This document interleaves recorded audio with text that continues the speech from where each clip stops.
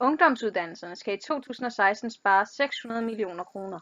Regeringen har lagt op til, at de danske universiteter, gymnasier og erhvervsskoler samlet set skal spare 8,7 milliarder kroner frem mod 2019.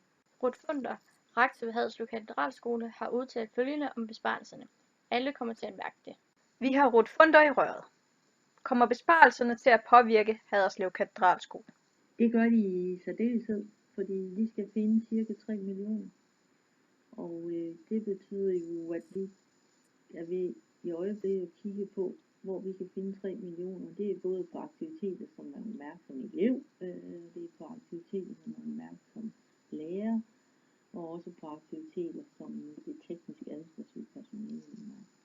Vil besparelserne få en betydning for, hvor mange nye ansatte, der kommer på Haderslev Katedralskole?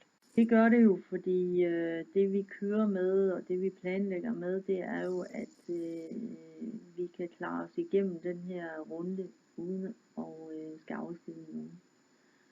Fordi vi har jo stadigvæk det antal elever, vi har, og hvis vi afskediger nogen, så er der jo nogle af dem, der er tilbage, der skal løbe stærkere. Og det er der ikke mulighed for. Så får vi bare meget mere stress, end vi har i forvejen, og det vil gå ud over jeres undervisning med aflysning og den slags ting. Så vi forsøger at finde besparelserne andre steder, end vi har fyret folk. På trods af ønsket om ikke at afskedige gymnasielærere, forventes besparelserne alligevel at koste hver 10. lærer jobbet.